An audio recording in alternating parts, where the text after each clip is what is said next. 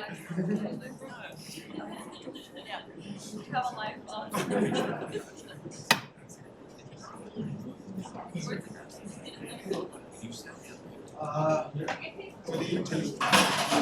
guess I should start, because it is the time. Somebody said, bring pizza or nobody will come. I'm glad I didn't bring pizza. A lot of pizza.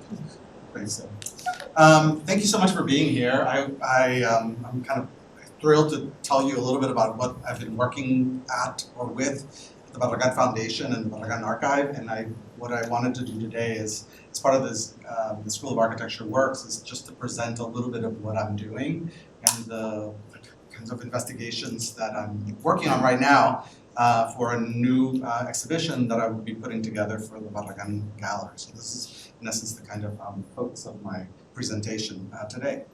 So I want to start off by thanking the school for allowing me this forum to present these ideas, and I just want to kind of give you a sense that what I want to talk about today is I want to do three things. I want to tell you about my role as a curator and historian, in a sense, as an advisory role for the Barragán Foundation and the Barragán Archive, now at the Vitra. As a member of the curatorial team that is putting together this kind of like work and exhibitions in order to explain some of the lesser known works of Barragán and trying to kind of broaden the scope of what is important to think about and research in terms of his work. Also, to tell you a little bit about my advisory role in the Barragán Foundation itself. And then I want to show, which might be the biggest mistake of my life, but somebody said, you know, like do what your students do, what you ask your students to do, and so here we go. I want to present my role as a quasi-filmmaker, kind of a position that, as a private citizen, has nothing to do with the Barragán Foundation, because they would kill me if I said that was related to that. But it is just, you know, something that is a way for me to explore some of the ideas of Barragán and his place within the history of architecture. So in 1988, after the death of Barragán, the office of Barragán basically passed, the office in the archives of Barragán passed to his partner, Raúl Ferreira, who kept running the office for a couple of years until in 1992 he committed suicide, and thus the archive passed to the hands of his widow.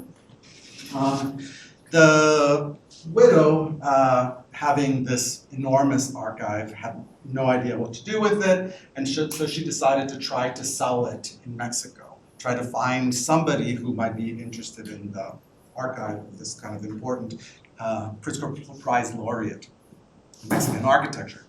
But she had no buyers. Nobody was really interested. Perhaps maybe she was charging too much money. I think she was charging $1 million for the whole archive. And so when there was no interest in the archive, she decided that she needed to sell it. So she contracted a New York gallerist and sent the archive to New York, where the gallerist himself also had trouble selling this vast archive.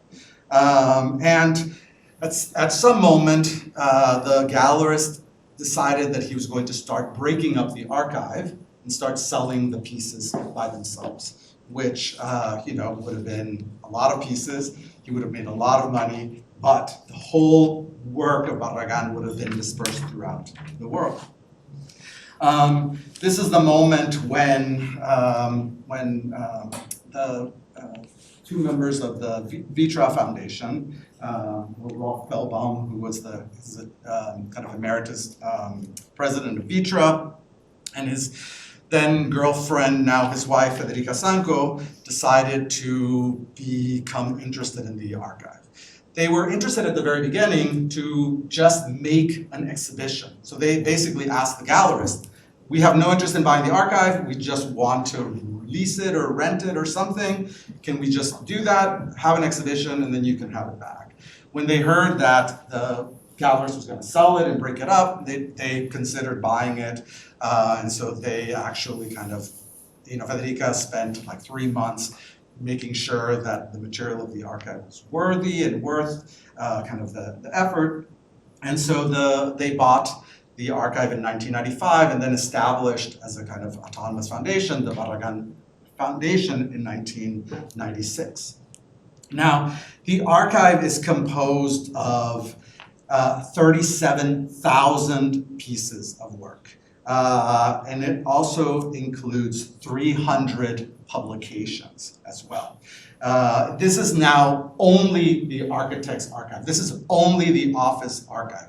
So there is no kind of secret letters between Barragán and his lovers or between all of these other people. This is just like the boring trace and drawings and photographs and things like this, and organized in the way that Barragán himself was working on the projects. In other words, the folders are mixed up, they have pieces from different projects. In a way, kind of, he was making references, pulling things from all over, and kind of putting together folders as he was preparing projects. So part of the problem of the archive was to kind of try to make sense of the material that was in these folders.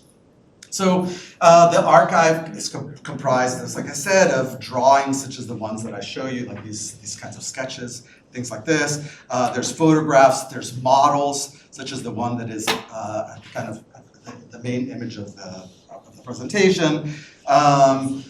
There are furniture pieces that are both from the houses, but also furnishings that Barragán himself designed for the kind of storage of his work.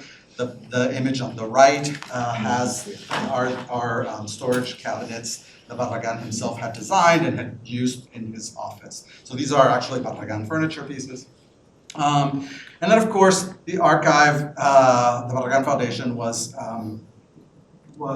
starting to organize presentations of the work of Barragán, trying to having this archive, trying to present the work to everyone, organize it, facilitate exhibitions and publications, and so forth. So in one kind of corner of the archive, you have an image like this, where you see the elements of like presentations or things that are organized by the foundation, with a great image of Che Guevara, so it's very much kind of a place where people are thinking, people are doing things, but also just kind of enjoying the kind of ability to be within this space. Now, in 2022, the Barragán archive, which was initially housed in Switzerland, was transferred to the Vitra Design Museum. The reason for that was for just basically logistical purposes. The Barragán archive basically is composed of two people, really.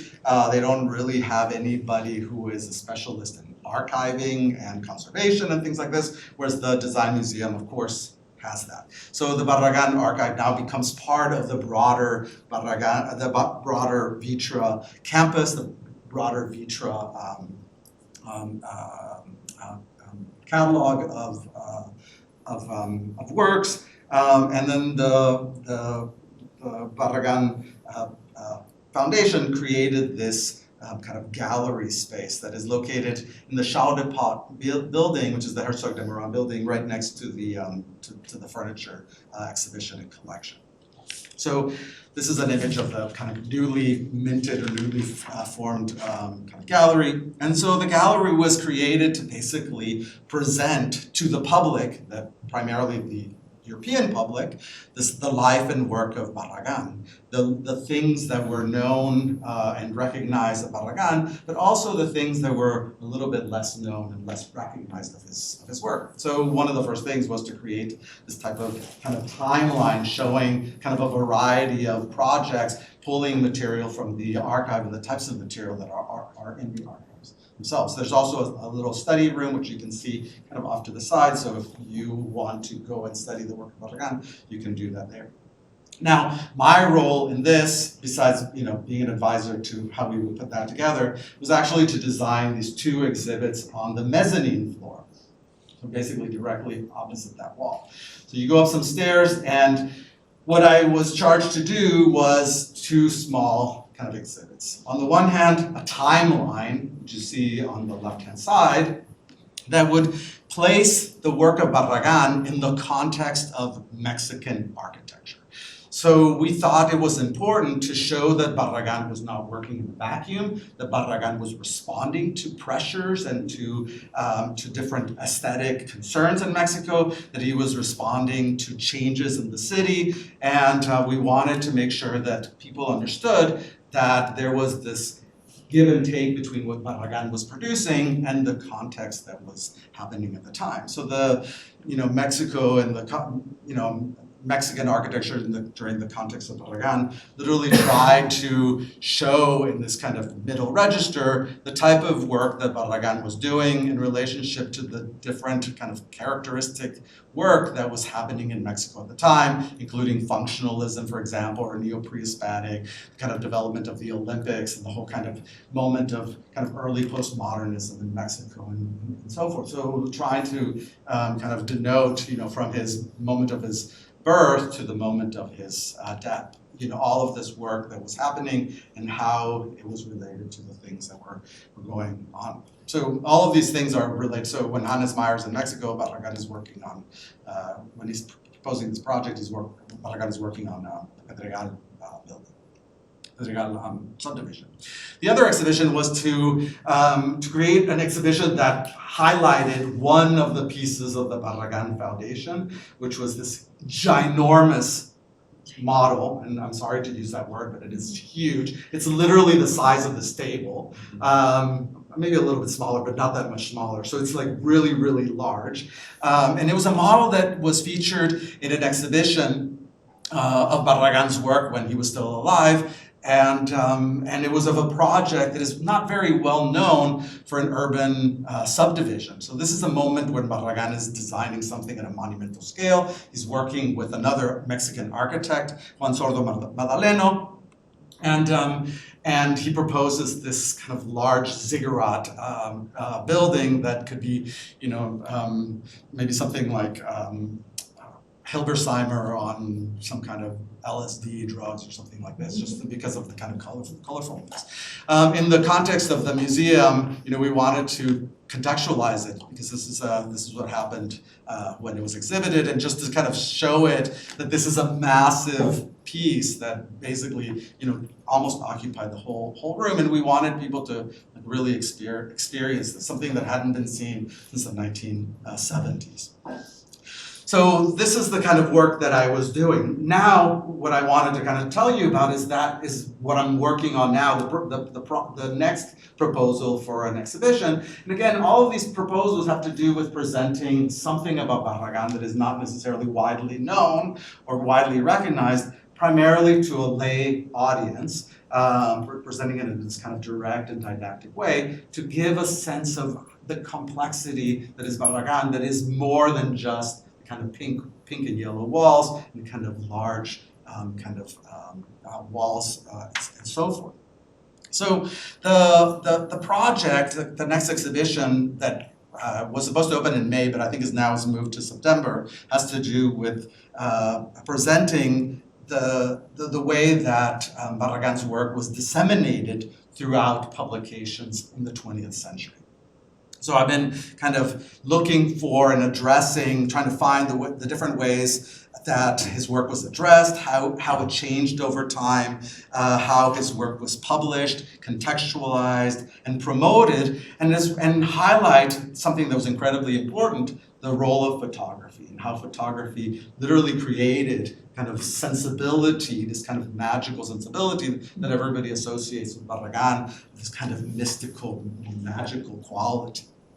So the earliest thing that we know of Barragán is a publication from 1929 that shows a work that Barragán has. So this is the first kind of reference that we have of Barragán, which is this. He has this sculpture, and here it lists Barragán as an ingeniero.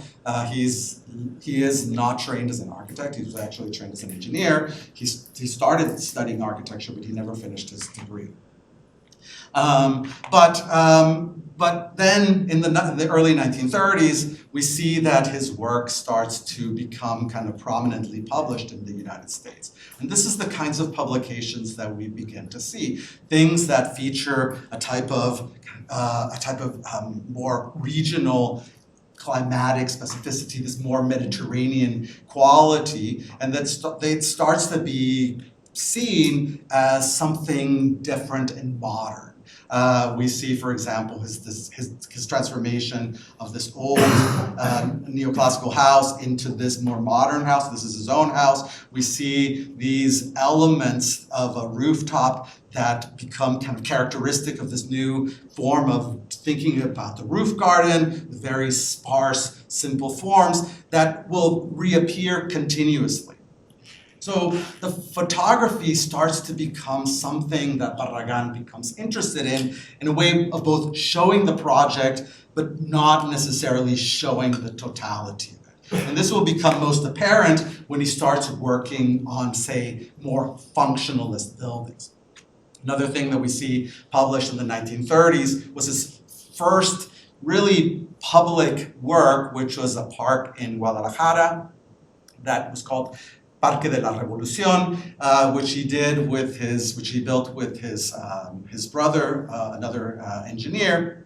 And you can see by the types of structures that really the architecture is rather simple, and it's clear that the elements that define this park have to do with very, very small kind of decorative pieces. And here again, we see the role of the photographer, the photograph trying to create some emblematic idea of Barragán. In 1935, he decides to move to Mexico. He moves from Guadalajara to Mexico City, and here he begins to develop a more kind of speculative practice as a way of making money, creating architecture and buildings, and here he begins to be associated with a more functionalist style. Functionalism in Mexico in the 1930s was in vogue. It was a new international style. It was seen as this kind of ascetic, radical work, that it was intended for the working classes. It was being built throughout the city, again, for the working class. But Barragán and others around him began to do these speculative houses. And you see them published in the Architectural Record in April of 1937 in what will become ultimately the book called The New Architecture of Mexico by Esther Bourne. So the book and the public magazine publication happened at the same time, and you can begin to see the kind of character of the houses, straightforwardness of the houses with its references to Corbusian horizontal windows, for example. You never quite see the pilotis or the other kind of elements of a free facade and things like this. But notice the way that the photographer, in this case, Lola Álvarez Bravo, begins to photograph elements of the architecture to create this kind of somewhat polemical expression. And it's very similar to the ways that he was doing before. So we start to see that, I mean, really when you look at the house and you see other images of the house, you begin to see this really kind of, it's interesting, but it's really not that interesting. You know, if you see that, I mean, this is the best photograph of that house. It's that stair, which is kind of interesting, but not really. And so there's this attempt at Barragán. He's kind of clearly aware of the importance of photography and trying to sell the project in this kind of, this visual, spectacular way. Other publications around the same time highlighting the work, you know, begin to show the more pragmatic aspect of the work with sections and plans, and literally give you the specifics of the construction, and you know, some of the drawings of the projects, which again, you know, aren't anything to kind of call home about, but it is, you know, kind of again presenting two of Barragán's works. This magazine will also feature the interiors of Barragán, of the Barragán projects, which become kind of also important because he begins to also highlight the use of local designers, such as Clara Porcet, for instance, and other kind of members of the design community in Mexico.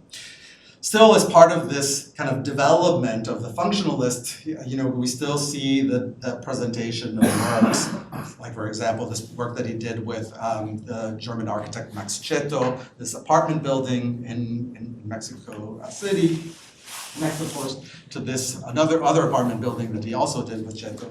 And again, you know, there's this kind of straightforward presentation of the project. Now he's starting to be published more in Arquitectura Mexico, which is the magazine of Mario Pani.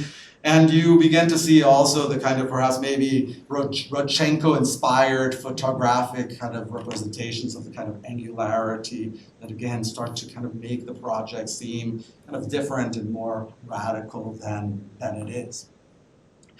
There's a moment where Barragán starts to transition. And we all know that he moves from this functionalist kind of idea and aesthetic, this international style idea or aesthetic, to something that will become ultimately the work that we now know and love. And this starts to happen and becomes there's not published very much, and in fact, like I think that these are the only photographs of this transitional work, which is a house that would be located in the area of San Angel. And you can see here again the representation of the roof terrace moment, elements that refer to that kind of geometric patterns that he was using in Guadalajara. And again, this kind of compositional quality that suggests this volumetric play of light and shadows that is both somewhat in between the functionalist or international style architecture, something that harkens back to the more regionally inflected and Mediterranean inflected work. And it's also around this time that he begins to be interested in gardens. He had been, of course, attracted to gardens when he went to Paris for the Decorative Arts Exhibition of 1925, and he met the French designer Fernando Lara, and he went to see in 1931 his gardens in the south of France. But it's in the 1940s that he begins to experiment with gardens and to actually have these things published. So in Arquitectura of 1945, you see Dos Jardines in Mexico, two gardens in Mexico. The first one is, of course, the garden of the Ortega house, which used to be his first kind of own house. Next to it, if you've been to Mexico and you've been to his house, you know that next to the Ortega house is his own house and studio, the one that we all know. And then the second project, garden number 2, which is precedes the Pedregal subdivision and those experimental gardens of El Pedregal, and it's located in a small lot of land that he buys near what is now the university, and he just experiments in this, creating these series of gardens where he begins to kind of bring different materials and different sculptural pieces together in order to try to create something that is emblematic, something that is both rooted but shocking in a kind of surrealist kind of way of putting the umbrella and the sewing machine in the operating table. And it's shortly after where he starts doing the subdivision as the developer of El Pedregal, along with Arturo Bustamante, another developer. And in a sense, in Mexico City, him and his partner have bought this huge area of land in the southern part of Mexico, near where the university was being built. That was rocky, that was unlived since the time of the pre-Hispanic, the pre-colonial moment, and he's trying to sell this subdivision. He's trying to sell these enormous lots for kind of wealthy clientele to have their quote-unquote I want to say summer homes, but they're really like they're like weekend homes outside of Mexico City. So this is where like rich people can go to their like very, very large estates and kind of interact with nature. And he's here, the magazine Espacios, which is the kind of it's described as a magazine for architecture, culture, and design, in a sense, kind of following in the footsteps of Le Corbusier's Esprit Nouveau, kind of. begins to publish this work and becomes in essence a kind of calling card or a megaphone for these projects. This is also the moment where his own house and studio is also being published. So the magazine Espacios becomes this really great place where we can begin to see how Barragán is promoting this new subdivision and all of the issues from the 1950s. You start to have these in the kind of the back cover, which they basically say el lugar ideal para vivir, the ideal place to live, and presenting this characteristic, emblematic landscape and this kind of design, this tension that he would be creating. Barragán becomes very of interest to the North American press, and we see this with the publication of Arts and Architecture. The pieces done by Esther McCoy, the California historian, who goes to Mexico and befriends all of these architects. And as you can see in the issue of August 1951, the roof garden of his house features prominently. And the magazine devotes a great number of pages, perhaps maybe the most of any architect, 6 pages, to the work of Barragán. Such as the work of El Pedregal, which is this kind of subdivision. I mean, Esther McCoy goes to Mexico to see the university, and she begins to see this other type of polemical, radical work, including the work of Barragán and that of Juan O'Gorman and so forth. And this is the place where we begin to see how this work is published and represented at a kind of earliest moment. So we see, like the back of his own house, with elements that are no longer there, but become kind of characteristic of a type of aesthetic that he's investigating, the religious elements that become eventually erased from the work.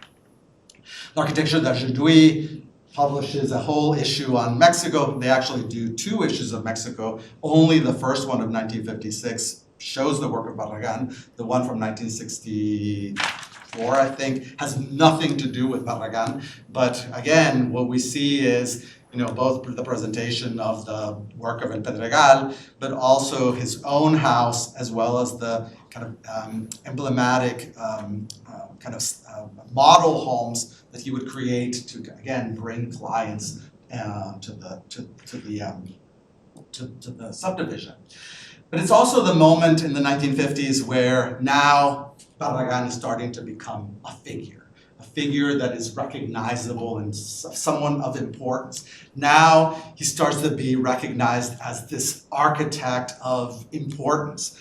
So he begins to be featured in a number of places. I'm just showing you one image from Harper's Bazaar, where we see the house of the architect among his books. Those bookshelves I wish I had in my home, but unfortunately I don't know if I could ever afford them. But you begin to see, like the kind of the kind of cult and the mythology of the architect starts to be kind of manufactured. But Barragán is also kind of self-manufacturing himself, again, through this kind of emblematic use of images and the reproducibility of these. Barragán also begins to explore something that we don't necessarily associate with Barragán, which are public works. We begin to see this with this cover of Arquitectura Mexico, which is of 1951, which Barragán, as you can see, takes the photograph of his famous stair in his studio, puts it on the side, and draws a piazza. And makes the wall seem like a tall office building, puts some greenery over here. So he begins to think of kind of public spaces. He's also advocating for them, in this newspaper publication of 1959. ¿Cómo deben desarrollarse las grandes ciudades modernas? How should large modern cities develop? Talking about the growth of Mexico City, and of course, in this kind of almost Corbusian way, it's like, no, you shouldn't do this, you should do that, and this is the kind of cover page of this newspaper. So Barragán, placing an important, having an important role within the thinking of cities. This is the moment also when it's not February 1976, it's 66, apologies. Wait. The project for Lomas Verdes, the one that makes the kind of exhibit that I showed you, is part of this investigation into these large urban spaces. And the ziggurat that you see here represented with a kind of church at the very top. You can see it here in this model. And it's like this tiny part of the subdivision over here. You can see it here in this section. So it becomes, Barragán begins to be interested in these large monumental projects, which is not, of course, what we associate with Barragán. We always think about him as doing these somewhat, quote unquote, intimate spaces, although the spaces are rather huge. Something happens in 1977, of course, which is, there's an exhibition on his work by the Museum of Modern Art. And the publications then start to deal with, looking at Barragán, looking at the publication, looking at the catalog by Emilio Ambas and bringing these things forward. But it's not the first time that this colorful work of Barragán is explored.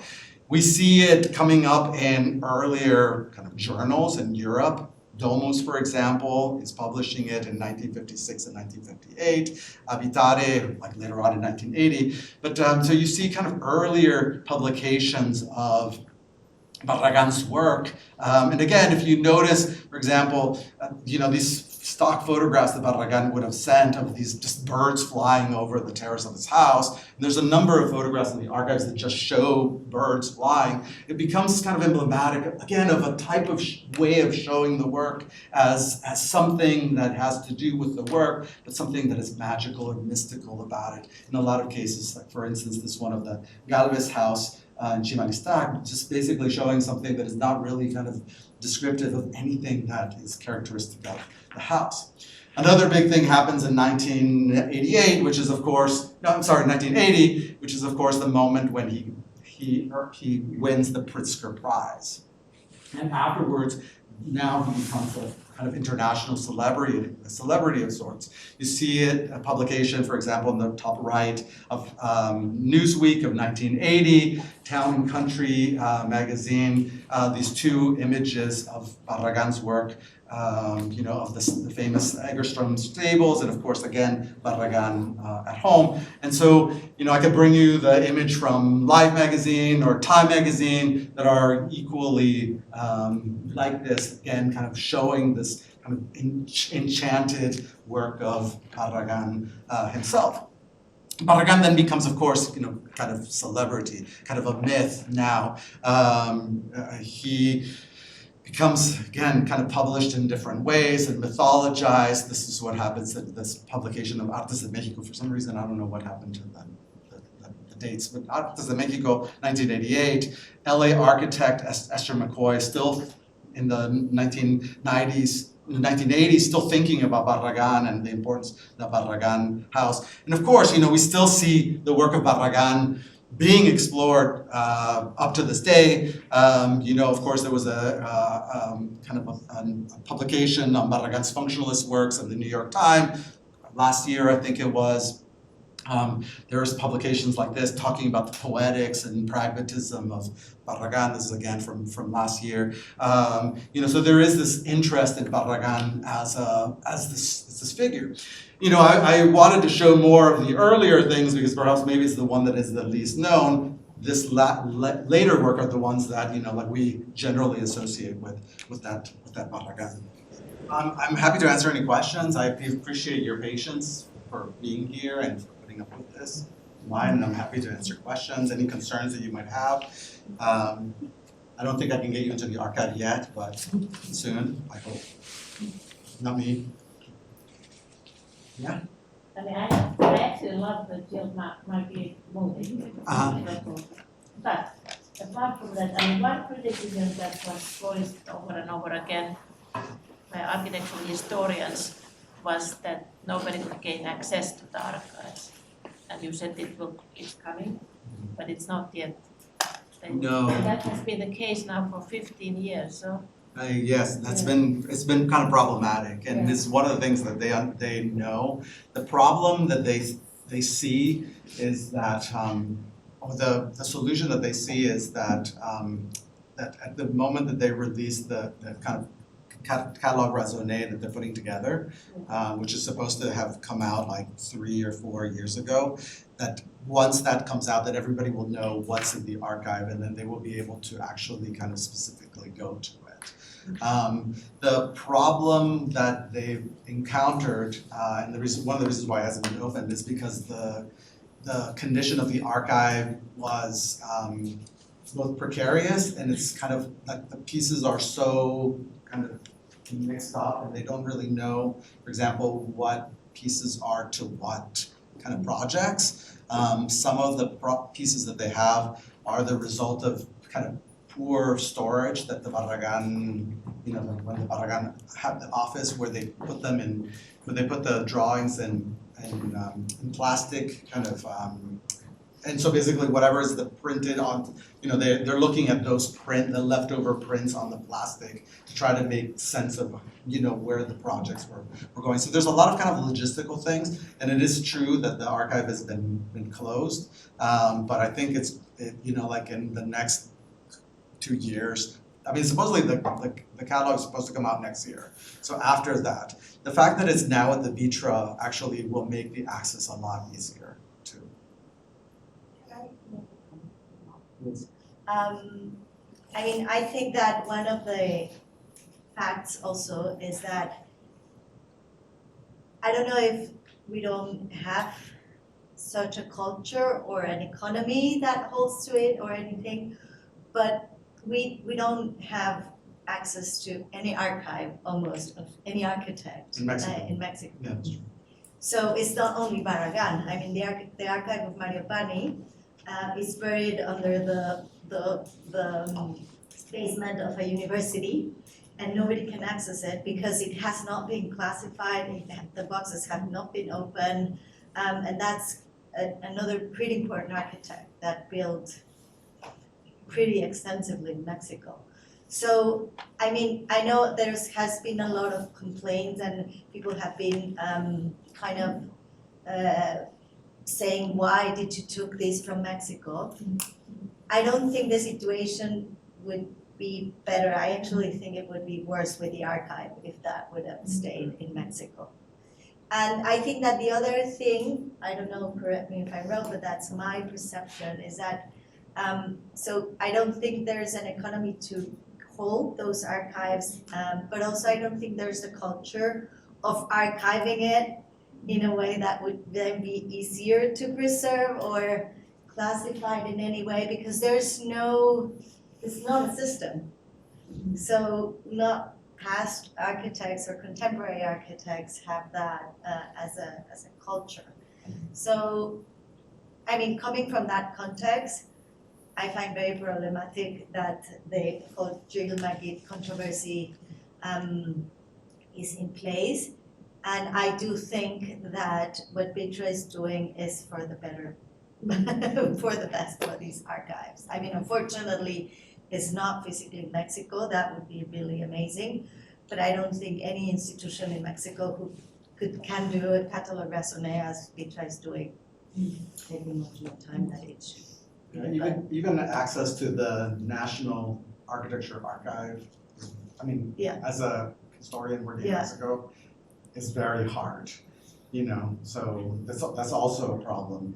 And what's happened in a lot of public archives is the material gets stolen, which is also rather unfortunate.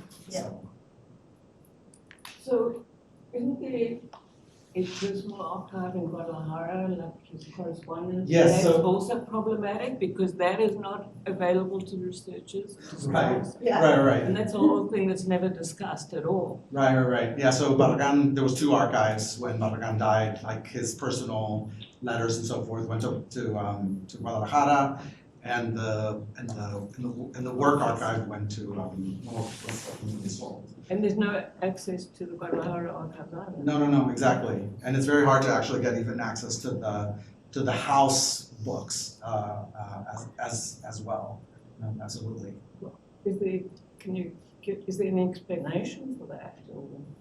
The lack of, well, I think, no, is the impossibility of really, well, first it's not classified, so you don't have the records of what is there. Secondly, if you don't have the records of what is there, what do you protect from people when they come, or what do you offer? You know, it's like very difficult to administrate when you don't have a full inventory of it. I think it's not an excuse, but I think that's the reason. Right. And I don't know why, well, I know why, there are no resources. There's no one interested in giving resources for those matters, and it's really a lot of money. So people complain, but there's really no institution that is backing up those things and being able to provide for that, although the foundation has been searching for those funds actively. And there's not a culture of like access in Mexico, and that's why when the Latin American construction show went on at the MoMA, a lot of people were donating their archives to the MoMA because this is the only way that they could preserve them, taking them out of Argentina, for example, or Chile, or wherever.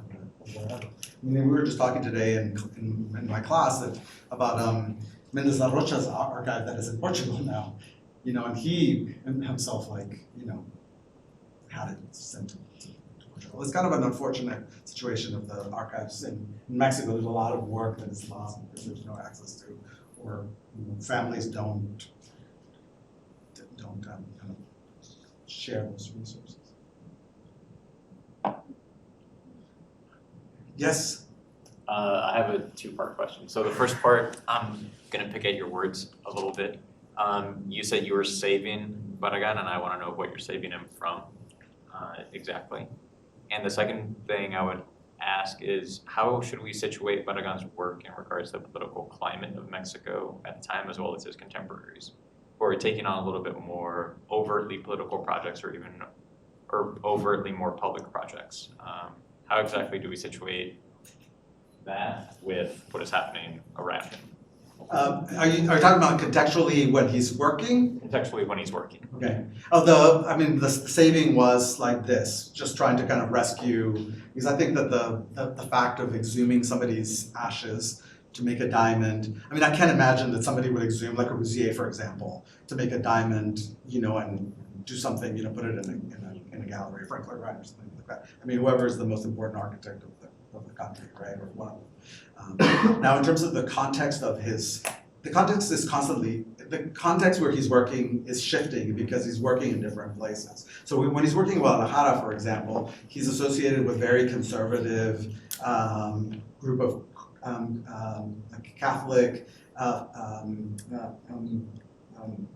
like people who are founding him, and they are creating this kind of more Mediterranean, Spanish-influenced architecture, because they're in essence kind of, you know, the conservative people in Guadalajara are very interested in the kind of revivalism or connection with like Spanish culture. When he moves to Mexico and he's working as a developer, he's like literally trying to, he's working within a kind of more of a context of capitalism, making kind of money. That first foundation of the functionalist building is the nest egg that he uses to buy Pedregal. I mean, of course, Barragán is coming from a very, very wealthy family, too, although a lot of his land, the family's land, was expropriated because of the revolution and the effects of the revolution. But he has this money. And then the money that he makes from Pedregal is the one that he uses basically to kind of try out and do these projects. So when he builds the Capuchin monastery, for example, there's a moment, the myth goes that he thinks that that after they poured the ceiling, that it was too low, and he has it torn down to pour like a foot high or something like that. So he definitely has like money that he's using to kind of explore these things. I don't know if that answers your question. Yeah, I think it definitely gets to it. Can you maybe touch on like I feel like with his homes, there's like a direct isolation from the rest of the city or rest of the public. Yeah. And it's like I'm trying to reconcile the functionalist roots that have this sort of I guess more of a socialist leaning, like and how it then gets appropriated and kind of converted to this new form of domesticity Right, right. that is separate from the entirety of like the rest of the So the concept. the functionalism that he's doing is international style architecture. It is not functionalism. It is using the language and the logic of functionalism for maximum profit. You know, because like this is ultimately at the kind of at the core of functionalism, that you do things for the least amount of money, like in a kind of functional, rational, economic way. And so he's doing that. And in fact, somebody like Juan O'Gorman, for example, will abandon architecture because he's looking at people like Barragán saying, you know, he's using this socialist architecture, this, you know, the socially minded architecture, in essence, that we are supposed to use in order to create more housing for the working classes. He's using it as a stylistic choice in order to sell buildings to a kind of a middle class and upper class that is interested in this new aesthetic. So that's kind of congruent with this kind of ideas and values. When he gets into the, oh my God, the other question is kind of a can of worms, but the idea of the kind of sense of privacy has to do with his belief of leisure and how the wealthy classes can enjoy leisure and be separate from the working classes, and that the home is in itself a refuge for that. And he sets up the environment for that to actually happen, undisturbed from the world. All of his gardens are non-productive gardens. All of his houses are just purely like about kind of enjoying and having like quiet and kind of, you know, places where you can meditate and fall into meditation and not do work and just, you know, like not be at work. It's a moment of separation. So, that's a huge can of worms. That's for another lecture, which I won't go into right now. Or you go home to go to sleep or something. Thank you so much for coming. I really appreciate it.